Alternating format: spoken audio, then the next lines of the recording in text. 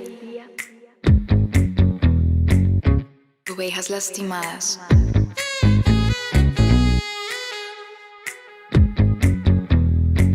Remanente. Una nación. El Señor reinará sobre ellas desde ahora y para siempre. Dios, gobiernas sobre todo, tu amor transforma todo en mí. Digno eres de mi alabanza, tu espíritu desciende hoy aquí. Admirable, consejero, Dios fuerte, Padre eterno.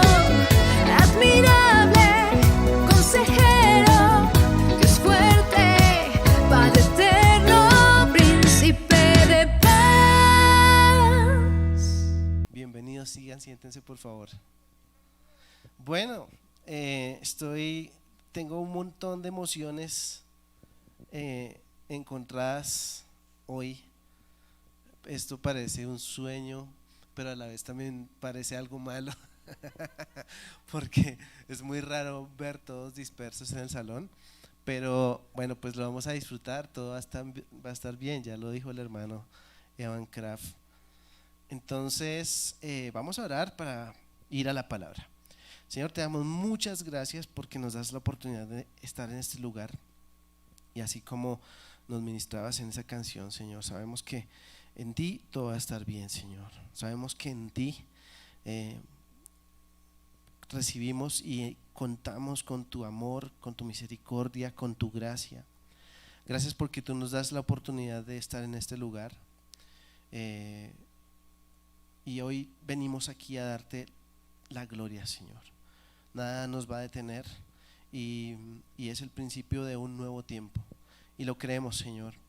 Te damos gracias, Dios, porque en medio de tantas cosas que han pasado estos meses, nos permites estar aquí juntos, nos permites estar aquí reunidos en tu nombre, Señor, dándote la gloria a ti. Y te pedimos que hoy hables a nuestro corazón, que nos guíes en el nombre de Jesús, que nos enseñes. Quitamos de nuestra mente toda distracción, todo lo que nos quiere alejar de la verdad, lo que nos quiere hacer que perdamos la bendición que tienes para hoy, Señor. Gracias en el nombre de Jesús, amén. Bueno, nos toca rápido porque se fue el tiempo, tengo como 15 minutos. Bueno, hace 15 días, para los que no estuvieron o no pudieron ver la transmisión que hicimos hace 15 días, empezamos a estudiar la carta de los Efesios. En realidad fue hace 20 días que con mi esposa ella hizo una introducción y hoy continuamos y vamos a ir a Efesios capítulo 1, versículo 1. Entonces yo espero que hayan podido traer, se han acordado de traer sus Biblias de papel. Si no, bueno, para la próxima, por favor traigan sus Biblias de papel. No hay nada como leer la Biblia de papel. Cuando uno va a hacer mercado, saca la bolsa, ¿cierto? La billetera, ¿sí o no? Cuando uno va a coger bus, pues entonces no sé qué coge, la plata, sí también. Pero cuando uno viene a la iglesia, pues trae su Biblia y su libreta de apuntes. Entonces, Efesios capítulo 1. Nosotros vimos cómo Pablo al encontrarse con Jesús pasó de ser un perseguidor a ser un instrumento elegido por Dios. Y el versículo 1 dice: yo, Pablo, elegido por la voluntad de Dios para ser apóstol de Cristo Jesús, escribo esta carta al pueblo santo de Dios en Éfeso, fieles seguidores de Cristo Jesús. Y quiero leer el mismo versículo en la versión Reina Valera 1960, que es una versión mucho más literal, más pegada al original. Y dice lo siguiente: Pablo, apóstol de Jesucristo por la voluntad de Dios, a los santos y fieles en Cristo Jesús que están en Éfeso.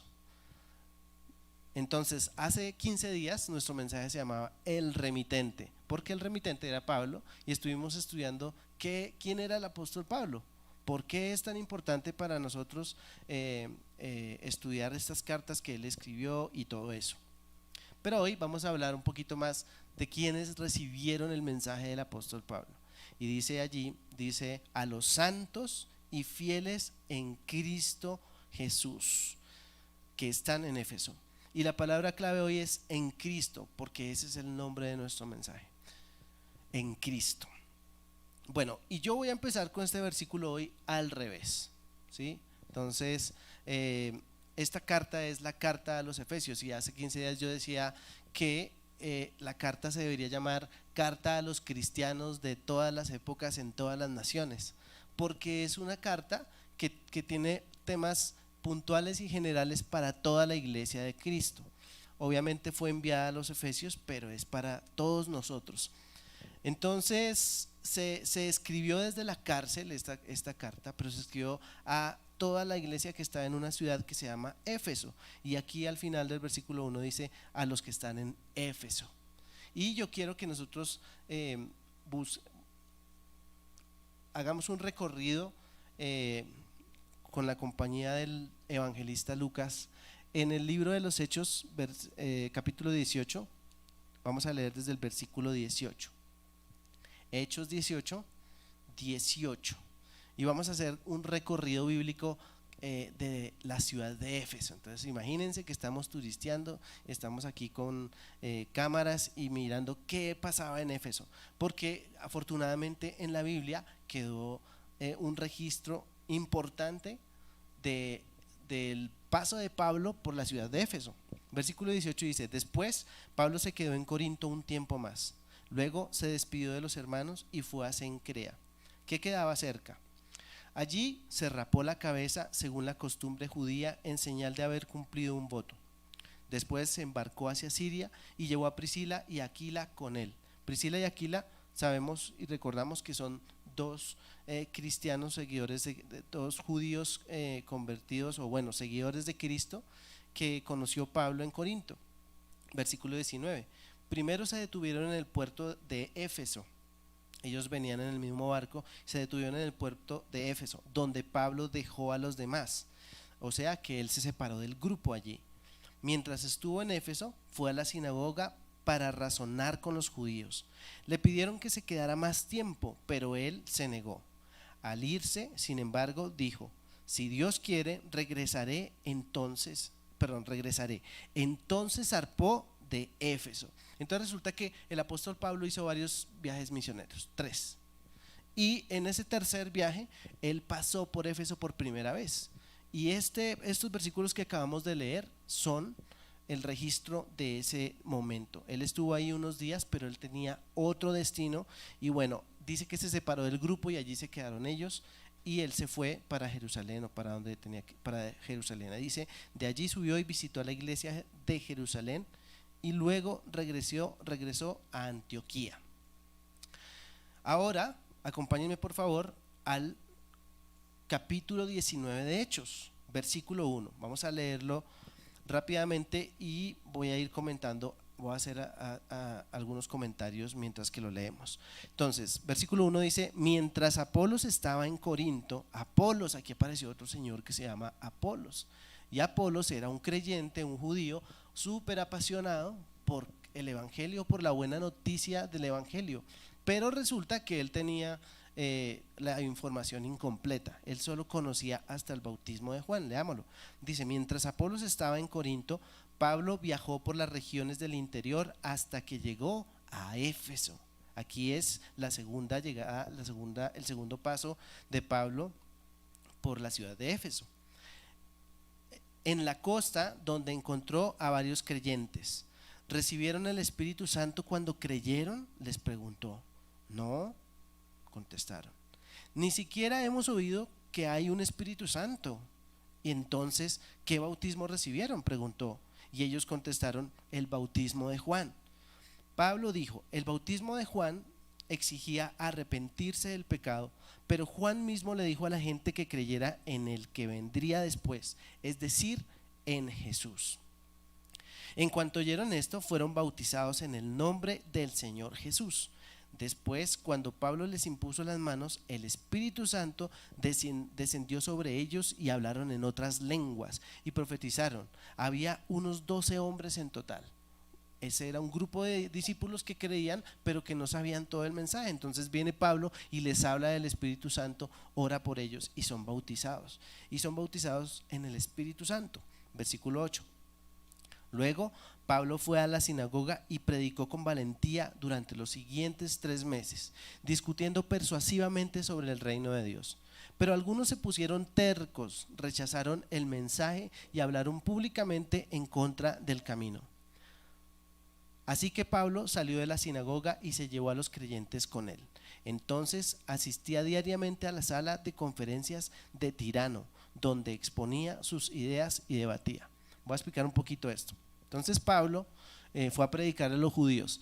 Pablo siempre, aunque Pablo es el apóstol de los gentiles, Pablo siempre tuvo en su corazón hablar con los judíos, porque él era judío y porque él conocía todo el contexto de la promesa, todo el contexto de la fe, porque él entendía ahora lo que significaba la buena noticia del evangelio. Entonces él quería que los judíos supieran, pero los judíos estaban tercos, dice aquí, se pusieron tercos y dice, y rechazaron el mensaje y hablaron públicamente en contra del camino. Y todo esto que estamos leyendo parece un poquito como historia patria, ¿cierto? Como historia patria de los judíos o algo así, pero tiene que ver mucho con nosotros porque recuerden que el versículo 1 dice que esta carta fue escrita a los santos y fieles en Cristo, y nosotros estamos en Cristo, nosotros somos los santos y fieles en Cristo también. Así que esta carta es para nosotros, pero para poder entender un poquito más tenemos que entender el contexto de la ciudad, el contexto de la cultura. Y entonces aquí dice que Pablo predicaba, pero algunos se pusieron tercos. Entonces de aquí en adelante yo quiero que nosotros hagamos como un paralelo con nuestra vida moderna, ¿sí? Porque a veces nosotros también escuchamos el mensaje o nos hablan del mensaje y nos ponemos tercos. Dice, rechazaron el mensaje y hablaron públicamente en contra del camino. Así que Pablo salió de la sinagoga y se llevó a los creyentes con él. Se llevó a los creyentes. Entonces la sinagoga era como el templo, era como venir aquí y viene un señor y empieza a predicar un mensaje y todos se ponen bravos, pero algunos creyeron y esos que creyeron se fueron con Pablo. Y resulta que al lado de la sinagoga había un salón de conferencias de un señor que se llamaba Tirano. Él alquilaba un salón de conferencias. Entonces dice, yo lo contextualizo para que entendamos un poquito, porque aquí dice, entonces asistía diariamente a la sala de conferencias de Tirano, donde exponía sus ideas y debatía. Versículo 10. Esto continuó los siguientes 2 años, de modo que gente de toda la provincia de Asia, tanto judíos como griegos, oyó la palabra del Señor. Entonces él no se limitó porque no lo dejaron predicar en la sinagoga, sino que se fue a una sala de conferencias y todos los que creyeron o todos los que querían saber más de la palabra del Señor iban allí, y allí estuvo Pablo durante 2 años. Ahora preguntémonos, ¿cuánto podría aprender un grupo de personas teniendo al apóstol Pablo durante 2 años? ¿Cuánto podrían aprender ellos del evangelio y de la buena noticia de salvación? Muchísimo. Si hay alguien que sabía del tema, era el apóstol Pablo. Versículo 11 dice, Dios le dio, miren lo que pasó, Dios le dio a Pablo el poder para realizar milagros excepcionales. Me gusta esa frase. Cuando ponían sobre los enfermos pañuelos o delantales que apenas habían tocado la piel de Pablo, quedaban sanos de sus enfermedades y los espíritus malignos salían de ellos. ¿Se imaginan? ¿Se imaginan que uno acerca el tapabocas a una persona? Si yo le acerco mi tapabocas a una persona, entonces esa persona va a sentir que está en peligro, ¿cierto? Pero el apóstol Pablo le cogían el pañuelo y se lo llevaban allá a un enfermo y se sanaba. Milagros excepcionales. Milagros excepcionales. Versículo 13.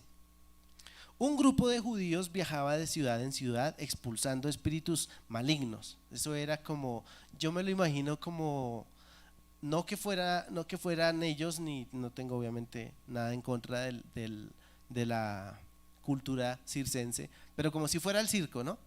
Entonces iban de pueblo en pueblo, de ciudad en ciudad, haciendo algo.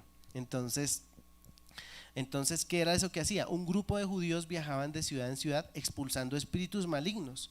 Trataban de usar miren como dice esta versión, dice, trataban de usar el nombre del Señor Jesús en sus conjuros y decían, te ordeno en el nombre de Jesús, de quien Pablo predica, que salgas.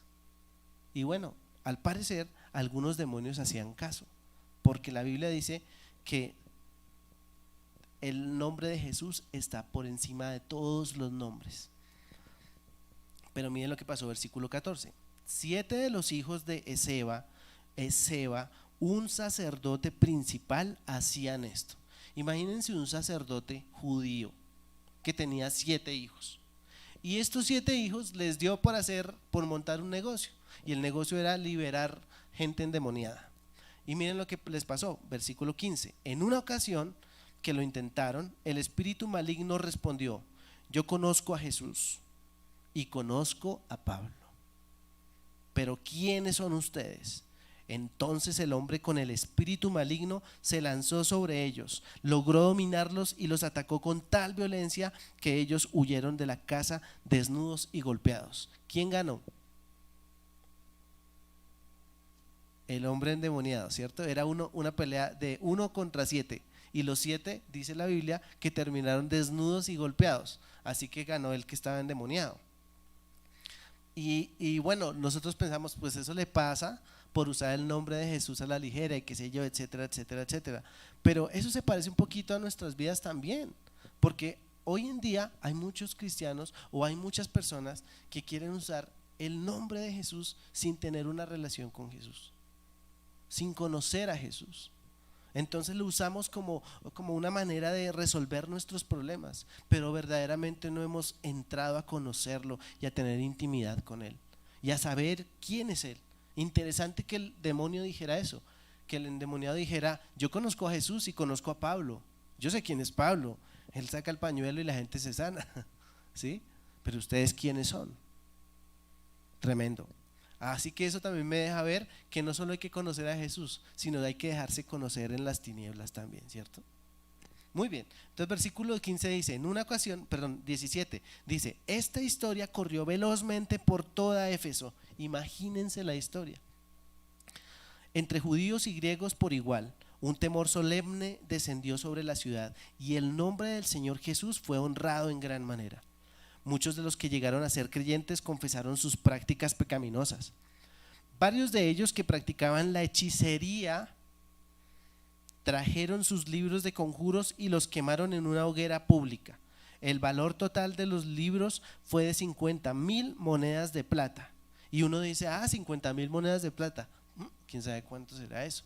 Pero algunos expertos estudiosos han hecho la conversión a la moneda moderna y lo que yo encontré es que eran más o menos 6 millones de dólares. Ahora, calculemos, ¿alguno de ustedes aquí tiene libros en su casa? Bueno, yo tengo unos pocos libros en mi casa y yo calculo que esos libros pueden costar por ahí unos 3 o 4 millones de pesos porque tengo una buena cantidad. No soy el que más tiene libros, pero tengo una buena cantidad. Pero imagínense para tener 6 millones de dólares en libros. ¿Cuántas personas en esa ciudad practicaban la hechicería? ¿Cuántas personas en esa ciudad hacían cosas malas, cosas que no le agradan a Dios? Muchas, ¿cierto? ¿Dónde voy? 10. Iba a empezar el 20. Dice, y el mensaje acerca del Señor se extendió por muchas partes y tuvo un poderoso efecto. Díganme si esto no es un avivamiento. Entonces, antes de seguir al versículo 21, nos vamos a devolver al versículo 10. Dice, esto continuó los siguientes 2 años, de modo que gente de toda la provincia de Asia, tanto judíos como griegos, oyó la palabra del Señor. Entonces empezó a predicar Pablo, y Pablo no tenía Instagram, no tenía Facebook, no tenía canal de YouTube, no tenía nada de eso, pero llenó la provincia de Asia y específicamente la ciudad de Éfeso de la palabra del Señor, y empezaron a pasar esas cosas raras. Entonces imagínense que todo estaba normal en Éfeso hasta que llegó Pablo, y Pablo empieza a enseñar y a enseñar y a enseñar y a enseñar, y de entonces resulta que estas personas aprenden y empiezan a pasar esas cosas. Voy a leer otra vez el versículo 20. Y el mensaje acerca del Señor se extendió por muchas partes y tuvo un poderoso efecto. Versículo 21. Tiempo después Pablo se vio obligado por el Espíritu a pasar por Macedonia y Acaya antes de ir a Jerusalén. Y después de eso dijo: tengo que ir a Roma. Envió a sus dos asistentes, Timoteo y Erasto, a que se adelantaran a Macedonia, mientras que él se quedó un poco más de tiempo en la provincia de Asia. Y aquí hay una situación que pasó en Éfeso, que nos deja ver también cómo era la cultura en Éfeso. Miren lo que dice: por ese tiempo se generó un grave problema en Éfeso con respecto al camino. Comenzó con Demetrio, un platero que tenía un importante negocio de fabricación de templos de plata en miniatura de la diosa griega Artemisa. Él les daba trabajo a muchos artesanos, los reunió a todos junto con otros que trabajaban en oficios similares y les dirigió las siguientes palabras: caballeros, ustedes saben que nuestra riqueza proviene de este negocio, pero como han visto y oído, este tal Pablo ha convencido a mucha gente al decirles que los dioses hechos a mano no son realmente dioses, y no solo lo ha hecho en Éfeso, sino por toda la provincia. Por supuesto que no solo hablo de la pérdida del respeto público para nuestro negocio, también me preocupa que el templo de la gran diosa Artemisa pierda su influencia y que a Artemisa, esa magnífica diosa adorada en toda la provincia de Asia y en todo el mundo, se le despoje de su gran prestigio. Al oír esto, montaron en cólera y comenzaron a gritar: ¿qué queremos? Que se vaya Pablo. ¿Cuándo lo queremos? Ahí nació el sindicato de Éfeso, ¿sí vieron? El sindicato de artesanos de Éfeso. Allá también habían marchas, vamos a seguir leyéndolo. Pero imagínense que, les voy a hacer el contexto. Había un templo que se consideraba una de las 7 maravillas del mundo antiguo, y era el templo de la diosa Diana. Los griegos lo llamaban Artemisa. Y entonces esta diosa era muy querida en toda la provincia. Entonces habían unos artesanos que fabricaban templos y figuras de la diosa Diana y las vendían y vivían de eso, y les iba muy bien. ¿Por qué? Porque la ciudad era una ciudad idólatra, era una ciudad pagana. Entonces hasta aquí podemos ver que hay idolatría, que hay hechicería, que hay demonios, que hay milagros excepcionales también. Miren lo que dice el versículo 30, dice también, 29.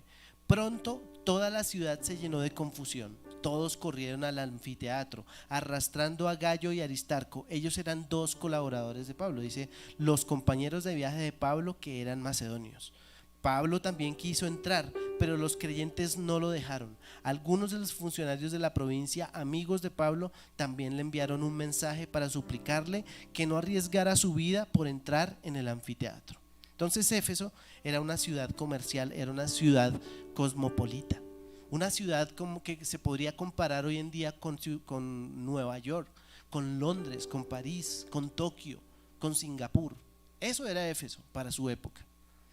Y pues todo lo que pasaba allí: idolatría por todas partes, hechicería, magia, poder en el gobierno, muchas cosas que había que cambiar. Pero eso es lo mismo que nosotros vivimos hoy en día, ¿cierto?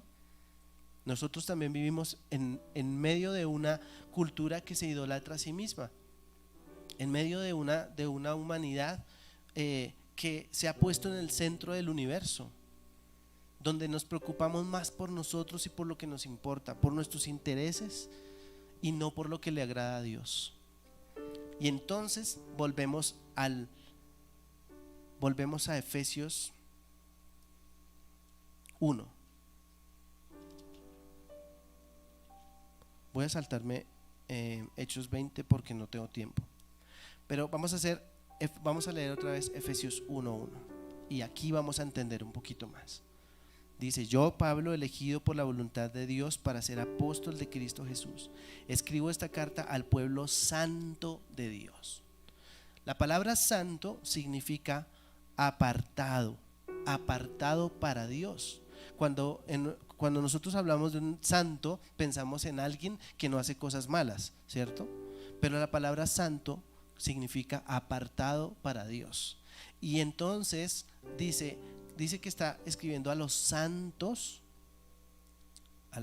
bueno, la Reina Valera dice a los santos y fieles en Cristo Jesús que están en Éfeso. Entonces ya entendimos que es Éfeso, una ciudad de muchas cosas malas, y allí había una iglesia, había un grupo de personas como nosotros que se habían apartado para Dios, y no solo eran santos, sino que eran fieles a Dios, fieles a su palabra. Y me llaman la atención esas dos características de esa iglesia en Éfeso, que eran santos, o sea, apartados para Dios, y eran fieles. Porque en medio de una sociedad tan corrupta, una sociedad tan contaminada con el pecado, es difícil ser fiel, es difícil apartarse para Dios. A todos nos es difícil apartarnos para Dios. La carta a los Efesios es una carta que habla de qué es lo que significa estar en Cristo, vivir en Cristo. Y vuelvo y leo la versión Reina Valera que me gusta. Dice: Pablo, apóstol de Jesucristo por la voluntad de Dios, a los santos y fieles en Cristo. Ahora quiero hacer una pregunta. Si uno no está en Cristo, ¿en dónde está? ¿O en qué está? ¿Qué estará, Mate? Si uno no está en Cristo, ¿en qué está, Miguel? ¿Ni idea? Juan. Sí, claro, en la mala definitivamente. Pero si uno no está en Cristo, entonces ¿en quién está? No, pues sí, casi, pero no. Si uno no está en Cristo, está en Adán. Y Adán representa la naturaleza muerta, ¿cierto? La naturaleza pecaminosa, el hombre caído. En Cristo tenemos vida, pero en Adán estamos muertos. Y notemos que no hay un paso intermedio. O estamos en Cristo o estamos en Adán. Quiero pedirles que me acompañen a Apocalipsis 2, para que podamos entender un poquito qué tan fieles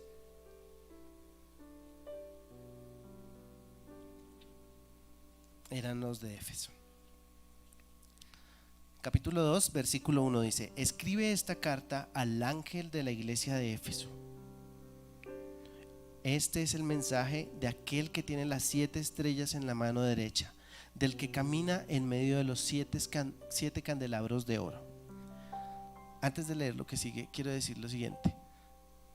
Apocalipsis tiene la revelación de eventos futuros, y a partir de este capítulo el mismo ángel de Dios empieza a hablar a 7 iglesias importantes.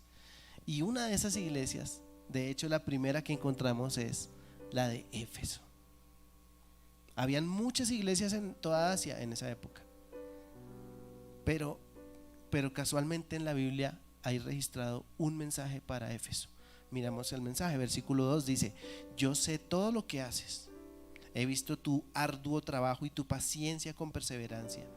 Sé que no toleras a la gente malvada. Entonces ya sabemos quién era la iglesia de Éfeso. No toleraban a los malvados. Dice: has puesto a prueba las pretensiones de esos que dicen ser apóstoles, pero no lo son. Has descubierto que son mentirosos. Has sufrido por mi nombre con paciencia sin darte por vencido. Pero tengo una queja en tu contra: no me amas a mí, ni se aman entre ustedes como al principio. La Reina Valera dice: has dejado tu primer amor. Pero acá está la solución. Versículo 5 dice: mira hasta dónde has caído, vuélvete a mí y haz las obras que hacías al principio. Si no te arrepientes, vendré y quitaré tu candelabro de su lugar entre las iglesias. Pero tienes esto a tu favor: odias las obras malvadas de los nicolaitas, al igual que yo. Todo el que tenga oídos para oír debe escuchar al Espíritu y entender lo que Él dice a las iglesias. A todos los que salgan vencedores les daré del fruto del árbol de la vida. El otro día María Paz, mi hija, nos preguntó: ¿y yo cómo se hace para para comer del árbol de la vida. Bueno, aquí está escrito: les daré del fruto del árbol de la vida que está en el paraíso de Dios. Entonces, Éfeso sin duda no era cualquier iglesia, no era cualquier grupo de creyentes.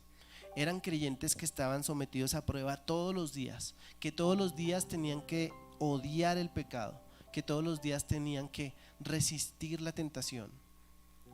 Y eso no es diferente de lo que nosotros tenemos que vivir todos los días, ¿cierto? Interesante que aquí el ángel dice: has olvidado las primeras obras. Y creo que a todos nosotros como cristianos nos ha pasado eso en algún momento. Hemos olvidado qué fue lo que pasó al principio, en dónde estábamos cuando el Señor nos rescató. ¿Se acuerdan dónde estaba Pablo?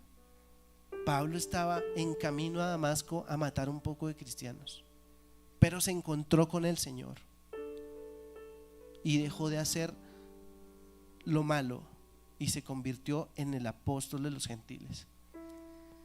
Yo no sé cuándo sería tu encuentro con Dios.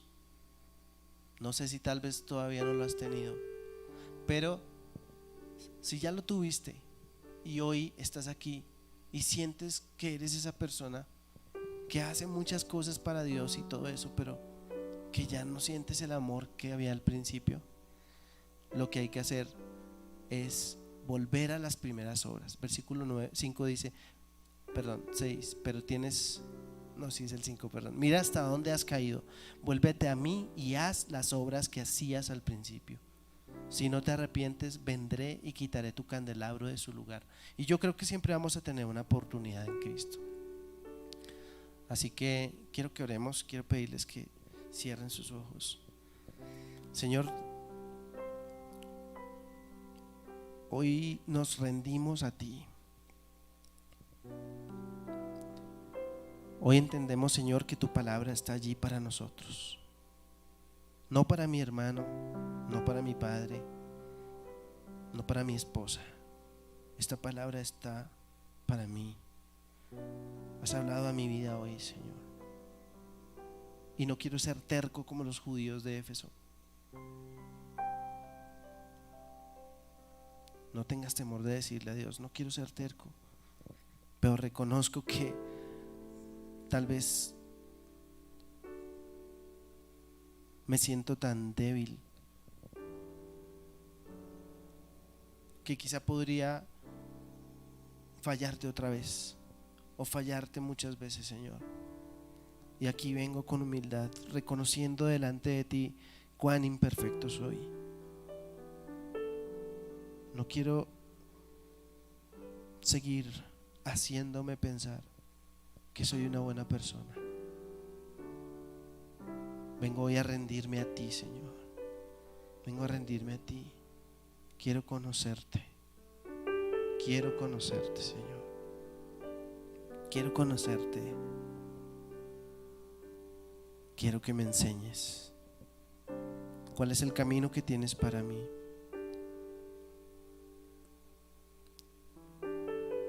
Lo que no he caminado, ya no puedo hacer nada, pero de aquí en adelante, Señor, quiero caminar contigo. Quiero caminar contigo. Quiero seguir caminando contigo. Quiero permanecer en ti. Quiero permanecer en ti.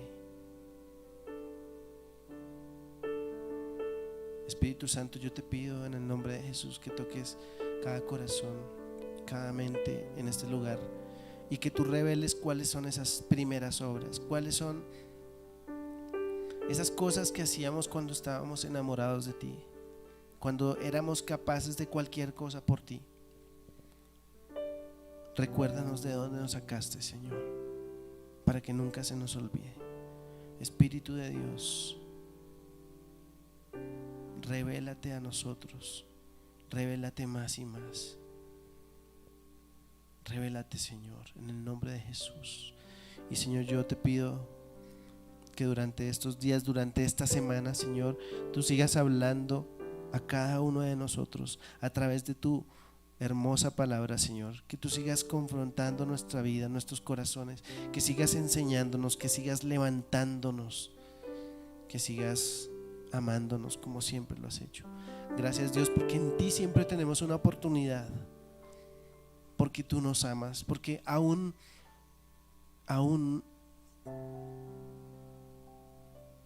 siendo tú el que más nos conoce, nos amas y nos aceptas como somos, Señor. Te damos gracias, Señor, por eso. Te damos gracias, Señor, en el nombre de Cristo Jesús. Amén.